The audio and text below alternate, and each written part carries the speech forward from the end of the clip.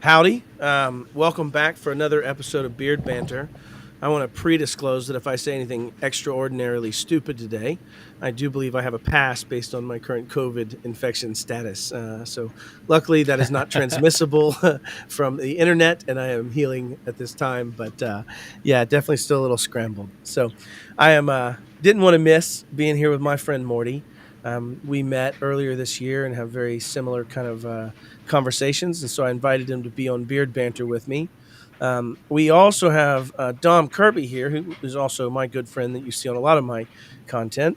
And he is here beardless and only for the banter, it would appear today. Only for the So, banter. Yeah. Beardless banter, Love crashing man. parties.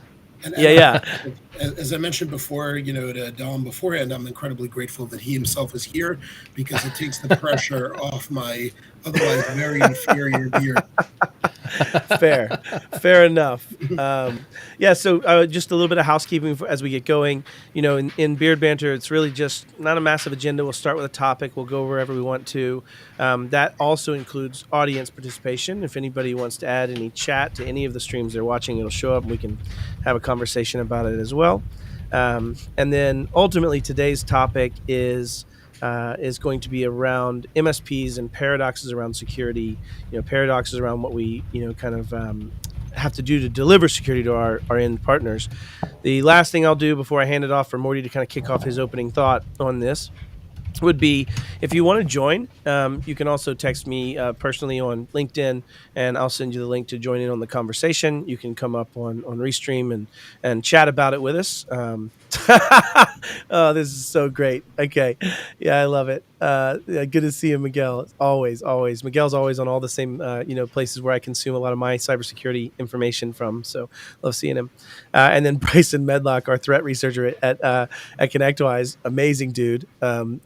Dom's beard game is weak. So good. So good. So, Morty, you were talking to me, and I'm going to paraphrase it a bit, but you were talking about kind of this, log for shell, but not in the traditional way, not in this, Brian DeGraves here, it's my buddy, not in the way of like, oh gosh, this one vulnerability, let's kind of beat the histrionics out of it, but it does give us an opportunity, to talk about how this paradox we know we have to prepare, right? And I'll let you state it in your own words, right? So, So look, years ago when I started my business, I started thinking about a lot of things, and one of them for me was always, don't focus on the money, because when you focus on the money, you make no money. But when you deliver quality service, you make good money. And that's almost a paradox. Similarly, over here, log for shell. I know there's going to be an issue. I know it's coming. I don't know what it is. I don't know another how big it's going to be. vulnerability. Yeah. Something's coming.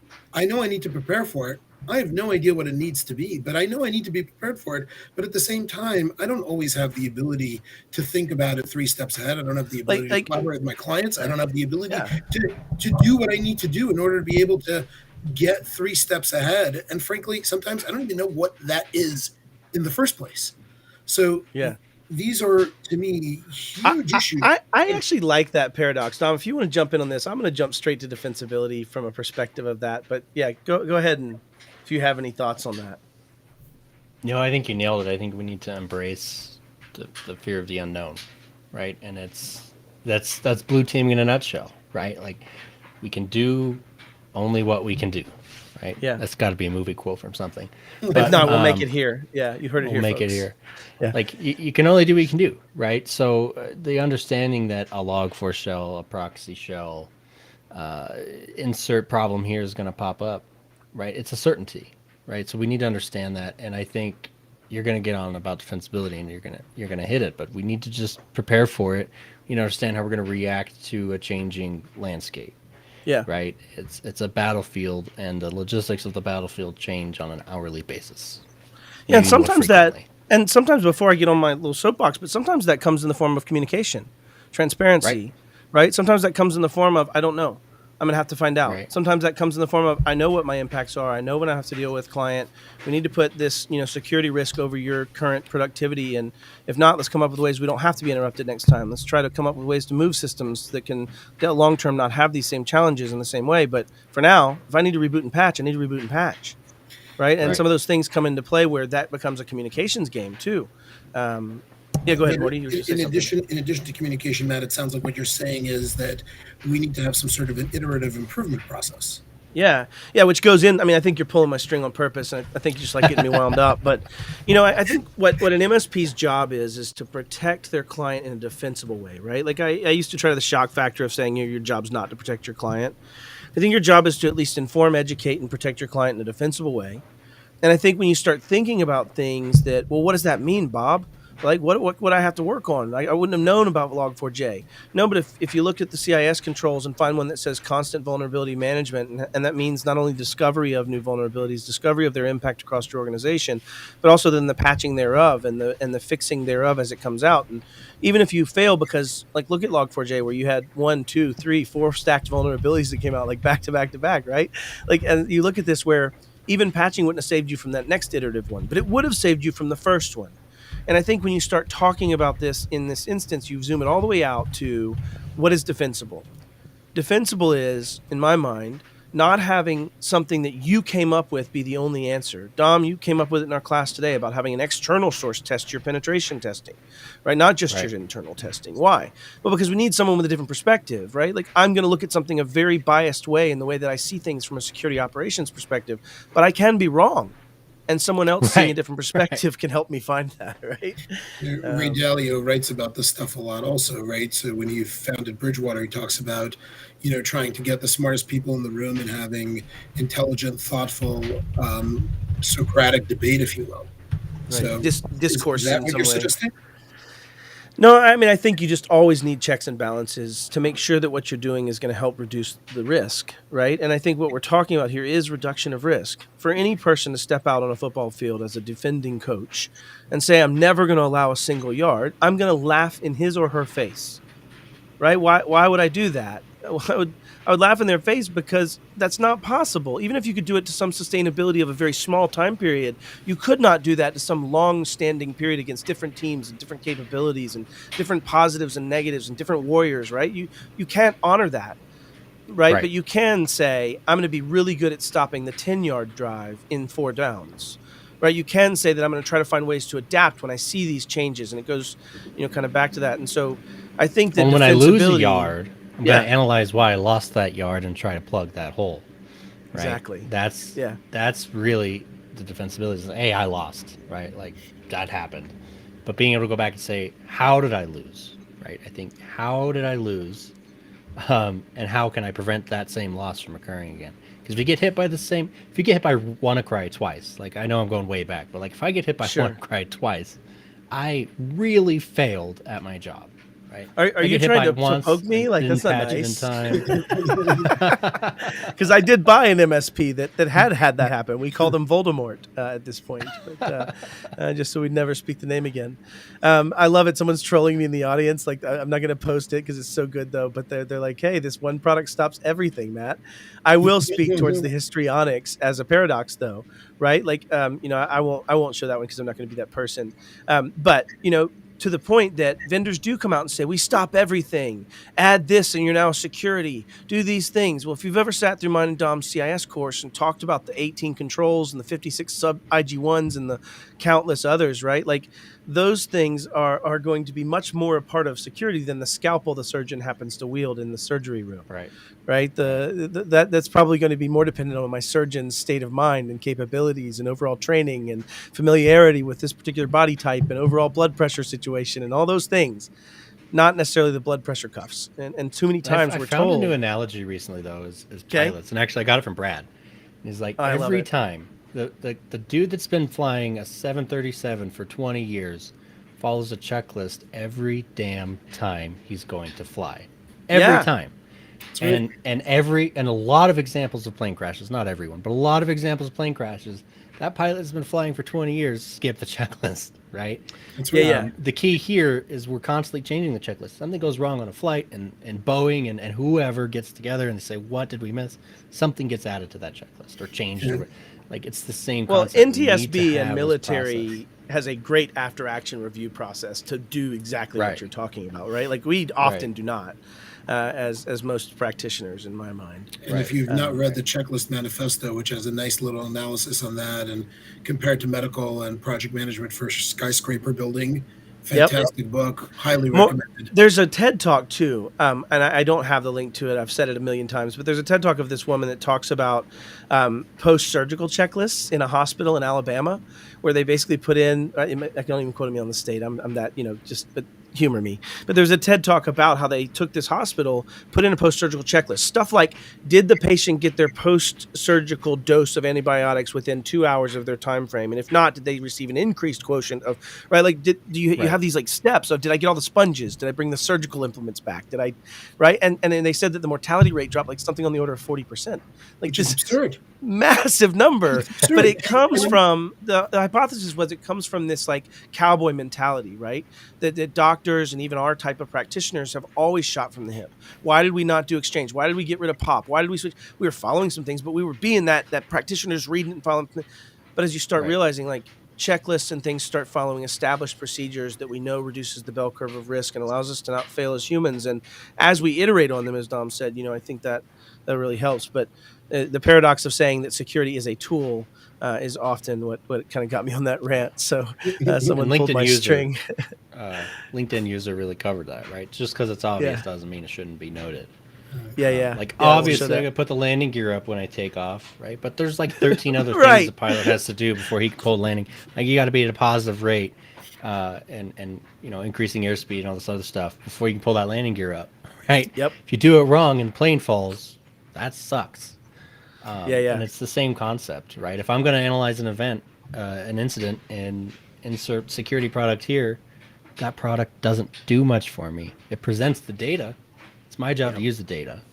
I think the checklist also allows me to remove hubris from the equation. Yes, very much. Because, I mean, everybody's arrogant, but the guy I'm pointing at, right? No, definitely our own arrogance and hubris. You're always pointing 4 fingers back, right? Yeah, true story. Yeah, accurate. Yeah, and I think that the LinkedIn user said just because something's obvious doesn't mean it shouldn't be noted is so part of even the teacher's dilemma as you try to think through, what do I do as a step? Like, who's built a process before as a technician and been tasked with actually writing the process? It's far more than you ever thought you were doing when you start getting done putting each click on page and each next step and where did I go look next and where did I grab this ancillary data from and where did I, like, you start getting into understanding how much you actually would miss if you were just trying to shoot from the hip and maybe we're having a bad day or you were having a miss or those type of things. And so it goes back to having good policies, good procedures and testing them and understanding them, and using them. So, but the other thing you kind of talk about is this unknown part, right? Well, having a framework you're following helps with that too. In the sense that it allows you to say, I'm at least covering the 18 things or in, NIST and CSF, they're, it's getting a rework as well. I don't know if you guys saw that in the news, but CSF's finally going to have some supply chain stuff added to it. And Bryson probably is way aware of that, actually, if I speak towards one person. I appreciate NIST, and I appreciate knowing what time it is. But, man, their SPs can get so far behind. Like, yeah, true story. Whoa, that was a good slip in there, Dom. Yeah. You mean supply chain risk? I don't hate NIST, but, I don't know. They can be slow, right? But I'm happy to hear that CFS is getting a little buff. That'll be nice. Yeah, it is. So at least there's an article I just purged through, but it was talking towards those type of things. So it was good. I love someone said, what about a vendor getting hit by the same group 3 times? I don't like throwing rocks in a glass house in general. I think that we're all under... Fair enough. There we go. All right. I think we're all under a fair degree of attack. And the more we aggregate, risk and the more we aggregate access, the more we're going to see attack on vendors, people that aggregate that risk. And I think getting hit by the same group just means they got paid the first time and they have avenues to keep getting paid. And, back to my experience, the company we worked with, we found that they had gross negligence in the regard of having 3 of the same things happen because they never engaged a real IR after a major incident. They never looked towards getting public-private assistance, or they never reported, or they never did those things. And, when you start speaking towards the vendor they're alluding to, I think, they actually kind of did some of these things. And as it came out in the news later, they were under some serious NDAs just for the nature of what we're starting to see from U.S. Cyber Command and what we're starting to see from the U.S. Justice Department. And so a lot of change is happening. But yes, Miguel, great point. Like if you're making a product, if you're making a tool, if you're making code, if you're laying down scripting, if you're adding capabilities to those things, like you should have your security in your continuous improvement and continuous development. If I haven't butchered that pipeline, right? Morty, you got a bomb shelter going off over there, buddy? Man, that's my dryer. Is that you, Tom? The mic used to be really good at isolating that. I don't know why that's. Oh, blameless! I did. I was trying to blame Morty. Like I'm a terrible human. Telephones and put yeah, I gotta see Dom more often, though. I gotta see Dom more often. I don't get to punch him as much. But to this point, security should be embedded in this, and I think it goes further than that. I talked about this with Eric also on a call. Where it's like vendors need to have a vendor disclosure program, a vulnerability disclosure program, rather. Right? They need to. What did he say? Hold on. To the dryer machine. That's got my him dryer. every time. Yeah. It's probably internet connected, and someone's just harassing me, right? Like, but no, security being embedded not only is like having the flexing of muscles capable to actually do security reviews, regression testing, all the things before releasing code, and doing that in a very quick. That's Adam Cohen said your dryer got hacked. I love it. But having that ability to also fight new code for time to get the code fixed, right? Man, it's so good, Tom. But I love it that but to get new code, right? Because, like, for example, let's say you have this pesky vendor like Matt Lee that wants to have SSO before he'll continue moving forward with a particular firewall vendor, right? And so he says those things, and they ask him how many firewalls, which he thinks is absurd, and he says, "Well, I don't know, 500. You gonna hold me to it?"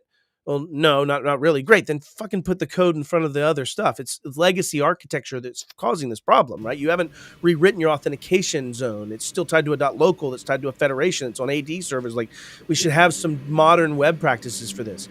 And so the challenge is, like, I had to fight through that by just saying revenue that was going to come out of the fucking sky. Excuse me for my, like, there. I'm going to get in trouble on that one. But, this comes out of the sky. And into their process, right? And the problem is that if you're a code person, you're sitting there in production, you're going, I know we need to fix this. This is trash code. Like, I've worked here.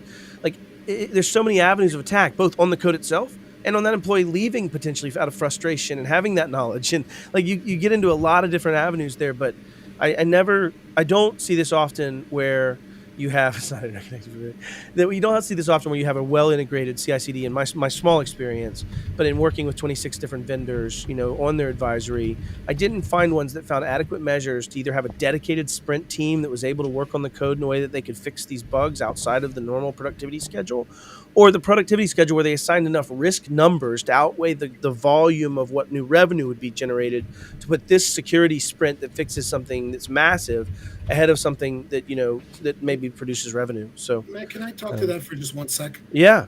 I think that we fundamentally think that big risk is big and little risk is not such a big deal. Whereas it almost seems like, and I think Malcolm Gladwell wrote a whole article about regarding this and the 3 Mile Island accident, that a series of tiny little things, little things, right?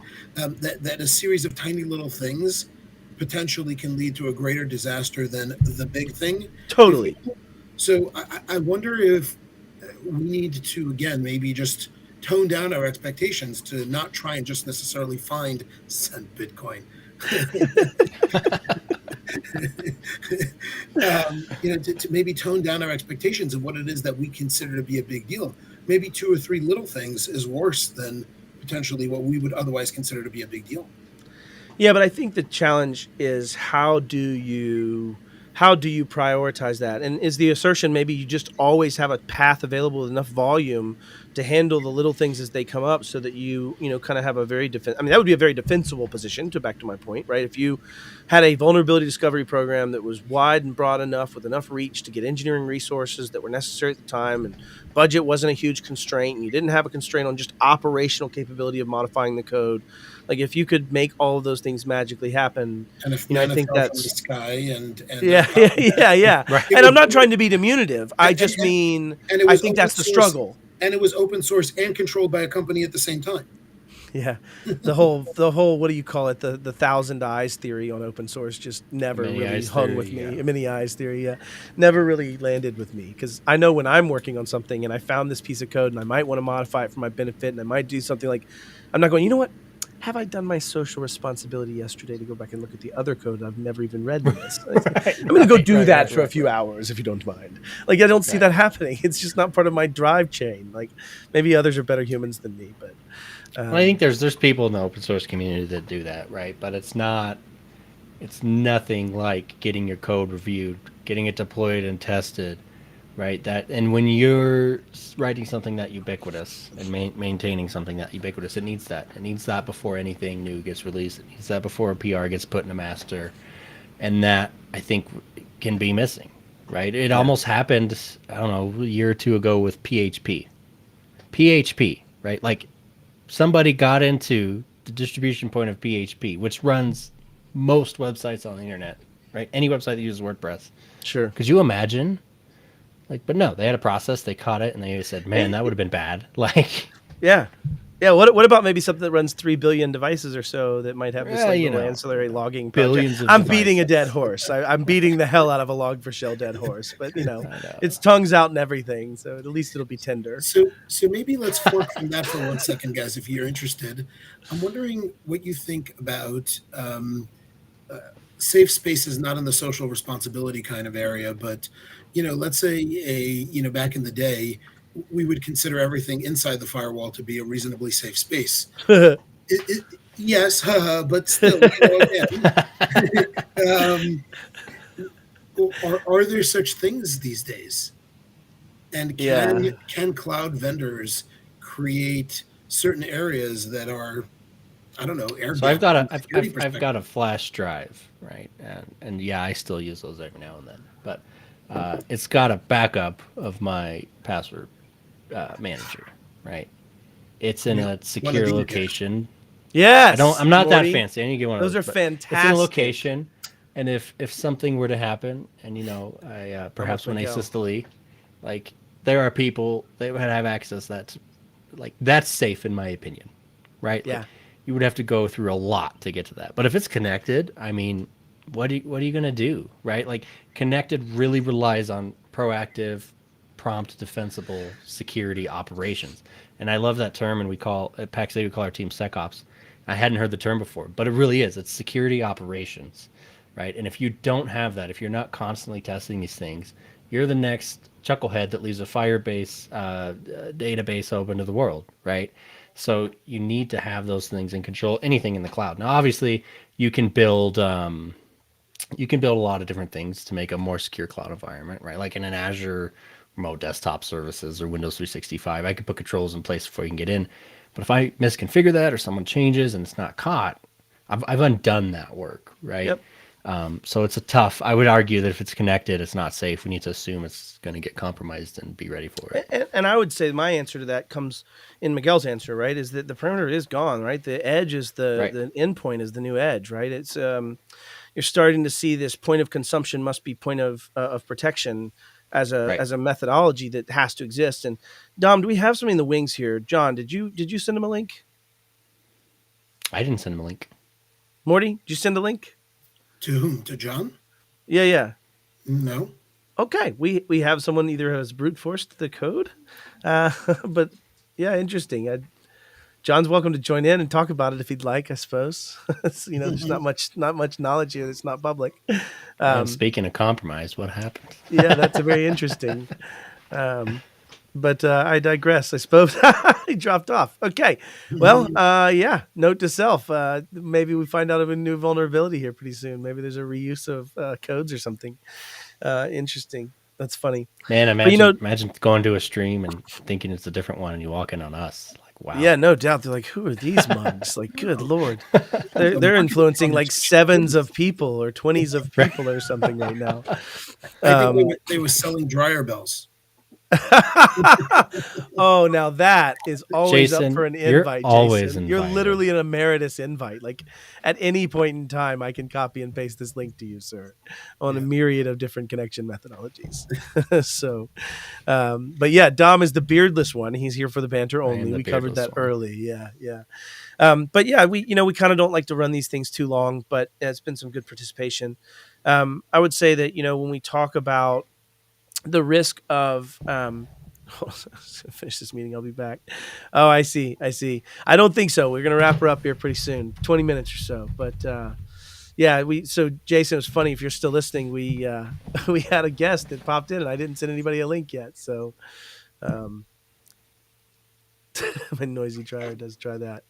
I got distracted. You guys are fired. No, there's no perimeter. And I think my point is that the more and more we understand there's no perimeter, you can't just say, well, I have this trusted area behind my firewall, and like everything that wants to access, I'm going to give it conditional access policies out to Microsoft, out to MFA. I'm going to not have to have the Sentinel-1 on it, maybe, or like stupid things. I just want to say stupid things so people hopefully understand they're stupid things. But the point is like you shouldn't live that way anymore. I think in the way we're heading, when it's all identity centric and it's all SaaS first and everything's tied identity over to this, that aspect of it, then you get into a point where it's not about the local perimeter anymore. It's about every single transaction, every single communication, every single time that laptop could expose my OAuth token to somebody publicly that could then take that, right, in a phishing attack or wherever it might be. You should have those things at the point of consumption. And if you can automate that, so like I go to sign into my Office 365 to access my third-party resource, and it says, no, you cannot access this third-party resource because you're not on a compliant device. And you're not on an Azure Active Directory join device. And the threat actor's going, damn it! But if we're going to play like doomsday scenario, like what if a bad piece of code gets pushed into Intune, right? Like it's very unlikely. I want to add that. Like I've bet people, and I'm pretty fake. I have a decent amount. I mean, of faith I've simulated it and things. done it, and never mind. Sorry, different conversation. But like it can happen. And at the end of the day, now we're back to where we started from, because if we are now creating enormous amounts of hoops for end users to jump through, now as MSPs, there's the burden of support that comes along with it, and clients who don't either understand it, B, appreciate it, and C. Oh gosh, Morty. Sorry. No, that's it. That is the final paradox. Like let's put this into something we can frame out, right? Like it's this challenge of when it's not money, when it's just hearts and minds, when it's just educating a populace that you need to do something that might create both unilateral cost potentially for you as an MSP, but also impact and pain for them in that perspective, right? And the perfect one as an example is taking away local admin rights, right? How many of you MSPs out there that are watching this, or vendors and partners that understand this, are saying, okay, I want to take away local admin rights. What's the immediate impact to an MSP, Morty? Hundreds of additional support calls. Amen. And oftentimes with that loud salesperson that gets the most attention, that has the most pull, that's going to get the CEO to go, can you just give John what he needs? Not if we're going to honor this new choice. and that CEO also is password 123. But whatever, we're going to digress. Yeah. I've had the same clients look at me one day where this guy had a compromise, and it was showing up on his Sentinel-1, and it came ultimately from an outside attacker. It came from an RDP rule that they shouldn't have had, and we're talking to this gentleman, and he's like, lock it down, make it all secure. Da, da, da. The next day, he calls me out their ticket. I swear to God, I was a young technician, and it just blew my mind. And he goes, I don't want a single password on these front 9 workstations. I want to work out how this Active Directory can have these admins come in and do their work and not be. I'm like, are you fucking stupid? Like, I cannot put this together in my brain to how you could have this paradoxical understanding of saying, I need these security things, I need them, but then I don't need to apply them here for convenience reasons. And like, it just broke my brain. That conversation has to really, like, it needs a shift. Like, security versus convenience is the most annoying. It's been around forever. And look, I know there's a line where people start to do the wrong thing, but that line is not where we tend to think it is. Right. Yeah. And so where do you think it is? End up making these compromises. I think it's completely fair to make people jump through hoops to access sensitive data. Right. Like it in every business has sense. If you are a business that transacts dollars or whatever currency, you transact money, right? Now I know what Frenchie's talking about. I apologize. You're right, Miguel. Sorry. It sometimes slips out. I get a little bit of Chris Roberts channel. It happens. So, yeah. But so every business has sensitive data, right? If you do transactions, you have sensitive data, and if you don't do transactions, you're not a business. So it's reasonable to require things like MFA. Like MFA is a bare minimum thing you can do nowadays. It's not like, hey, do this cool new thing anymore. And the cool thing is technology is now to a point where I can still keep it pretty damn convenient. Yep. Like I need FIDO certain conditions to access certain things every day. right? The fact that my machine is joined and compliant and patched and all those things, and the fact that I carry a FIDO token with me wherever I go, it's just not hard for me to not circumvent, that's the wrong word, for me to overcome the hoops I have to jump through to prove that it's me accessing sensitive data. You Right? do, however, want to be careful to not keep your FIDO token and your laptop in the same bag. But This is fair. It's on the car keys. So like if I lose the laptop bag, keys are in my pocket, it's fine. Miguel asked a great question. He says, is it hard for MSPs to apply zero trust concepts? I think the overall first bite to understand what needs to happen to make a reasonable attempt at zero trust and how we're going to approach our switches, how we're going to approach our wireless, how we're going to approach our identity source, how we're going to manage people resetting passwords, how we're going to do those things. That's not hard. I think once they get it done, that's easy. I think the challenge, Miguel, is a hearts and minds problem. I think the challenge is that, as Dom says, hey, MFA is already the standard and we're going to make things easier and we use FIDO. That's all fine and well unless you're sitting on server 2003 R2 and you're still like you have this journey to take to figure out what you're going to do. And a lot of times those same clients will stay on and pay MSPs, and MSPs have to have the revenue. And they'll take clients that genuinely are walking through a battlefield, throwing and kicking ball across the minefield, and walking with zero protection as they scream, shoot at me, you dirty enemy. Like, I don't understand how else to put it. Like, and then we wonder why they got exactly killed. What it is. Yeah. So no, it's not hard, Miguel. It's hard to scale, I think. And I think it's also hard to get those people to buy into the massive change that needs to exist sometimes to take them down a journey. There's things we're waiting for, like GDAP. And being on the front lines, I'll tell you that it's very difficult to get mind share from a client who's just busy doing whatever it is that they're doing. If they're selling widgets to make dollars, then that's what they want to be doing. They don't want to have a 2.5-hour conversation about an iterative process, zero trust, hearts and minds and security and all kinds of things like that, which, while that may be interesting philosophically and certainly for us security professionals might be useful, that doesn't make them any money. But in the same way, if they hand it to you, they don't often own it for the owning the no, I like to say. Right? Right. When they've said yes and you started the project, and now you have a loud sales guy wanting to circumvent it. You don't have zero trust if you have some trust, right? In some degree, right. I'm being a little facetious, right? But I think the other side of it is, and Dom touched on this, there's often a lot of limitations in our vendor, and the people we choose to do business with as MSPs. So, think of a single organization, Miguel, as an enterprise.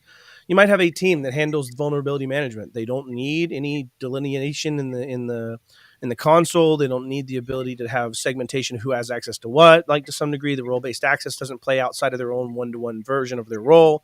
And so you start getting into this very monolithic view. But when you try to be an MSP, you have 170 employees, and each employee might serve in 3 or 4 roles for a particular entity and client. And unfortunately, like, my vendor will bring me something. Microsoft's a great example where I can't give some granular access down to a particular user saying, John, Dom is on my SecOps team. He's responsible for Team Charlie and Team Bravo in Denver. I want to have access to only those clients. And if even better, only those clients when he needs access to them, right? Carrying on that zero trust theory. With the just-in-time, just enough, the JIT-GIA that Dom speaks about, right? So the concept is, Miguel, this one's very passionate in my heart because I think there's so many parts to unpack in that question. That are both client-facing, regulatory. MSPs don't even have any type of barrier to entry. You have barriers to what we could actually produce. I mean, there's hundreds of answers to that question. Dom, any thoughts from your time as an MSP when this question of even if you tried to do a cursory? I was rough when I 802.11x. started. Yeah, I mean, it was rough. And back at 802.11x is a fun topic. When I first started doing it, servers on-prem, so it was pretty easy. But when you get into technologies like 802.11x and how do I do that in the cloud? You're engaging third parties, or you're building crap in Azure, and building shitty VPN connections, NPS servers to bring back a response for Radius, and it's tough to accomplish these things. I think the key, and Morty, you kind of hit on it, is to iterate. Right, is to say, hey, here's where you're at. Right? I always take a full picture of everything. Right, I take a big picture and I write it up, and I say, here's where you're at. Right, and here's how much it's going to cost to fix it, and it might be a lot of money, but you don't need to spend that money right now. What I'm going to do is I've prioritized this for you. You're definitely going to get attacked in this way. So we're going to fix that this year. Or I'm going to fire you. Right. But now we're going to look at these other things, and we're going to prioritize them out over a time frame that works for your business and your budget and your areas of risk. Yeah, right? I read And ahead, but he corrected it to say hard. I just because if it was bothering anybody on that pause there. but yeah, if you really iterate, and then something happens, be like, man, that sucks. That was item 5. We finished item 4, Yep. right? You could show that you were iterating. Be like, yeah, we knew about it, and it wasn't working Yeah. right now. That's $10,000 they didn't have, but we all knew about it. We all knew the risk, and we were planning to fix it. And here's all the other shit we've accomplished. Man, now I'm gonna be in trouble like you. Here's all the other stuff we accomplished in You're the in the last same 18 jail months, as me now. right? I bring it back to Morty's point, though, right? To this, and that he said, the building a skyscraper kind of comparison and things, and that Right. nobody building a skyscraper goes, man, I'm gonna have this thing done in 2 weeks, right? No, it's a plan. It has delineable milestones. It has actions that are gonna have to happen. I'm gonna have to put up the 14th floor before I put up that 17th floor. Like otherwise, things have problems, right? Like so, That's right. it's and anyways. better make sure you don't forget the steel. But just saying, yeah, no doubt. But anyways, I think the points we're trying to make is that being iterative and starting to flex the muscles and starting to show that you can do these things as an MSP, as a business owner, because I say those together because they're not separable. You have to work in conjunction with your client partners, and you have to work in conjunction with your MSP partners, MSSP partners, whatever you choose to call yourself today. Let's call it an XSP. As you start understanding that, you'll see this as a collaborative event that takes some degree of marrying of your even decision structure, right? And in some ways you're handing off third party to me. Like an effective account creation strategy shouldn't exist just as a simple form that's not validated, right? You shouldn't have these things that aren't actually being inspected as a process as you're starting as an MSP. Somebody wants me to create a new account. I'm going to have to make sure that the way we deliver it's secure, that it's actually been authorized by an internal HR resource that's set in our policies and our procedures. And then and as you start thinking about all the breadth of all those things that kind of come into what it takes to make those interfaces as an MSP, it's a really wide topic, and it's building a skyscraper. And I think you have to have a plan and do it and execute it. And it's building a skyscraper, and maybe you build the first 10 floors and you open that up and you keep building on top, right? Like it's a functional piece of property, right? While you continue to build it up and make it bigger and better and stronger. Collaborative communications. Right. Yeah. And not being afraid to stand on what the principles are. Matt, that image of the lone soldier walking through the minefield while being shot at is a little and playing kickball, right? And playing playing kickball because he really wants to increase his odds. But it's reality, and I think our clients do it every day. And I think what's coming, and I'm not Dr. Doom and Gloom, and I do believe that there's a positive spin to this, but I do think that we are going to see the requisite deaths. I think we are going to see the companies that can't continue to function. I think we are going to see the people that are brought to their knees from a regulatory or privacy or other space. And I think we need it. I think we need people because, if you look at, just general human behavior, right? We're not very good at accepting threats as real risks to us until after we've been hit by said threat, right? Like it's kind of your fire code analogy. Yeah. Until we see death, it's not scary. Right. And Colonial Pipeline was a huge awakening for so many people in my network that aren't geeks like me. They were calling me like, hey man, was this really this? And I was like, yeah, that's exactly what happened.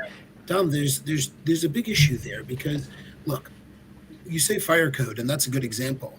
And we also touched upon the medical community versus, say, the NTSB. The NTSB adopted a very collaborative and open attitude towards being able to analyze crashes. True. Right. Maybe they could go cross borders. They could share information with anyone. Yeah. True. Well, when they're investigating, like the airline and the pilots and everyone plays together, and they're all trying to find a solution. But in the medical community, they may not be quite the same, and there are lots of deaths that occur because of the lack of transparency. No, the morbidity and mortality process is perfect, Morty. It's not true. I'm not criticizing anybody in the medical community. God forbid. What do you mean? Without doctors, I would be very, very sick right now. But my point simply being that, a little bit of openness, I think, potentially can help the process, and shining some light on some of these little dark corners may be beneficial to society at large. And maybe this is why hubris, especially for the general public, like people don't understand. Like people are like, oh, an email leak or this, and like there's no context to Gravatar leaked tens of millions of emails. Right. But when we follow up that story with this increase in phishing attacks and this increase in financial fraud as a result Or, hospital XYZ got breached and this many insurance plans were defrauded and it cost this person X to fix it. Yeah, that's the real cost of medical for anybody on the quick up and up, right? Like when you get medical data, it's significantly more valuable than a lot of other data types, right? Because you can bill insurance so much more than a credit card with that. Yeah. I can bill for a $37,000 appendectomy if I get the right whack at it, right? Like, and then you're going to get appendicitis, and the insurance company's going to have some questions for you. They're like, "Hey, bro, we can't pay for this." Yeah. You don't have to do one of those. You already have it. I mean, we can check for double allocation, but we don't think so. Like, we're thinking there's only one attachment point. Yeah, that's hilarious. But yeah, I think, you bring up some good correlations there. And I think the things we keep bringing into correlations around medical, around legal, around these other, professional services, they really, even if you took electrical or you took hairdressers or there's so many other industries that have some degree of like a quality of life or quality of standards or, standard of care definition. And I think in our problem is we don't. We have nothing. Yeah. So that's another paradox. And it makes it harder. If we had a trusted base and a certain licensure and a requirement to be Morty or to be Matt. Should we be giving a plug to our friends over at a certain company that assists with certifications, or should we not be doing things like that? I wouldn't say that from that perspective. I try to avoid that in these conversations. But I would say that, if we were to, as an industry, developed a set of standards that we were willing to adhere to and some normalcy and some deliverability, some definition of what is technology providership and what we're responsible for, I think we could avoid some of the pitfalls of traditional regulation. I think if we were to self-regulate, if we were to start saying, if you're a technology provider, even if you're in an organization, you're held to a certain standard, a certain requirement. And what you'd be able to do is stop giving organizations the avenue to say, I'll just hire internally because I can fight this that way. Right. Or, and PG tech or a PG-13 tech. And whatever it is. Yeah. I love whatever. Yeah, exactly. The Motion Picture Association system is alive and well in IT. I love it. Yeah. Yeah. Well, and I think the challenge we have is that, all of these solves have to come together kind of at the same time, right? We have to have some standard of care. We have to have some degree of what people should be deploying as SMB and mid-sized business and enterprise.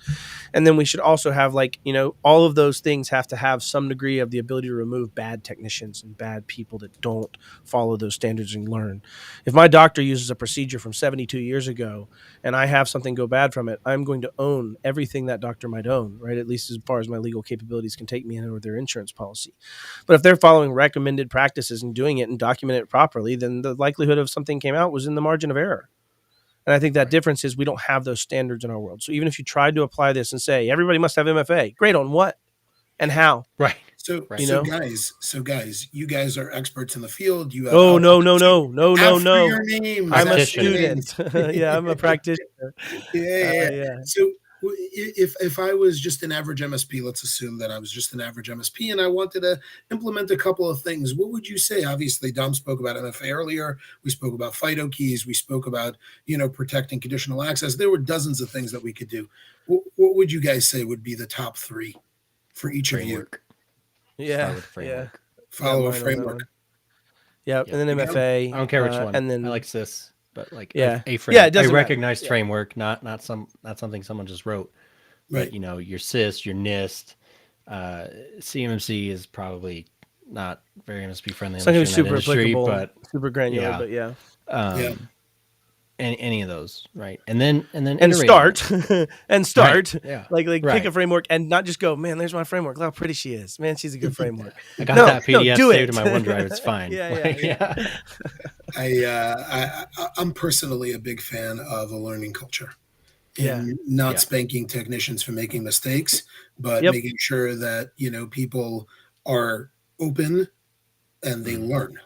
Because if you don't learn, like you said, in the same breath, though, I think it becomes almost indefensible. If I was a coach, back to our football analogy, and I have a guard that's getting beat every week, and that guard's getting beat by every player, any player style capability. As a coach, I'd better be able to answer to that team owner as to why I have that guard in play. That's a fair point. So, there's a point that you have to take that beyond. But yes, I agree. You should definitely take every effort to teach. And I think you should start with a lot of people that just have passion. right? Right. I don't think you'd relegate it to a degree or a certificate. I think we're in an apprenticeship world, I think, in my mind. And starting with that MSP technician that's going, man, we shouldn't do these passwords in clear text. Why am I seeing this on a Wireshark? And you're like, oh, this is horrible. That human is who you want to be making those calls and advocations in your That's organization. right. So And Matt, I think pretty much any HR business consulting coach will have some sort of a model that sounds roughly like the Lencioni thing of humble, hungry, and smart. yeah, I love humble, hungry, and smart. It's Humble, fantastic. hungry, and smart's wonderful, Yeah, but yeah. it's predicated on smart. Well, Right? it So- does, and that's also somewhat monovector. But smart is but yeah. different. There's a difference between smart and educated, right? True I story. think Yeah. there's common sense smart, and I think anyone who's common sense smart and has a true passion and this is what they want to do can learn and get educated on how cybersecurity and security ops needs to function in the 21st century and beyond, right? There's a million Which goes back resources. to you being your guard being defeated every single Sunday on every single play, because obviously Right. that person fails the humble, hungry, and smart. Because that person Right. either doesn't Certainly care a to learn, possibility. is not capable of learning, or doesn't have the aptitude. Either way, But in the same breath, as we grew and scaled as a company, I can't tell you, and I think PAX 8 deals with this too, but how many times I had to look up and realize I wasn't good enough anymore. Right. Okay. And I think that comes from that humble part. I think that comes from even smart part. But I think sometimes your judgment of humble, hungry, and smart must also iterate. Right. Yes. If I'm going to win this championship series over the next 5 years as an NFL coach coming in, I'm not just saying I'm going to try to win like 8 games this year every time. And no, they're coming in and having methodologies to say, hey, I'm going to actually go and realize that I'm this many gaps short. I can get 4 new positions next year. I know that I can train this one person up. I can work through this. They go down into the technical of that, plan. Right. And seeing it out. And I think that, humble, hungry, and smart, and realizing that next year's humble, hungry, and smart has to be something better. And if you want to stay in that game, you'd better try to be better. And Matthew Haish comes in. He's our good friends here on this as well. Has been following for a long time on both ways. But most people can get certified. Applying the learnings with tact and accuracy is a true skill set. Amen. And that's why I speak towards passion oftentimes. And really, Morty hit it on the head. Humble, hungry, and smart applies in our world there too, right? And whatever operating system you speak towards in that. But From the ability to, from a true humility perspective, I promise you, I did not invent that model. No, that's Patrick Lencioni, right? As I Yeah. recall. Yeah. And I imagine other sage advice that came together and have that thought process. And I love him as a storyteller. He really helps educate people in that regard. But I was one of my books that we followed quite a bit at Choose Networks. So, as he goes on to say, with tact and accuracy, the tact to not run people over. This guy, the accuracy of the statement. Sometimes this guy as well. You're right. That's a skill set, and I fail often, right? And I think it's trying to be humble about that and be better and better at the delivery of that to your clients and ways that you can speak to them. And yeah, agreed. Right. Great point. Well, we are over time. Any parting thoughts? I actually am going to shut up. I promise. I say this every time. We'll see if I can actually succeed. But Dom, close us out, and then Morty, let's wrap it up, and we'll get done. This has been a great conversation. I really appreciate you taking the time, Morty, and thanks for the invite, Matt. Yeah, man. Since we were just talking about leaving advice, pick a framework. Like, it's going to make life so much easier. Like, it's going to give you a big to-do list, but right now you're kind of inventing if you're not using a framework, right? So Yeah. pick framework, implement it, iterate on it, and you'll be in a lot better shape than the lump sum.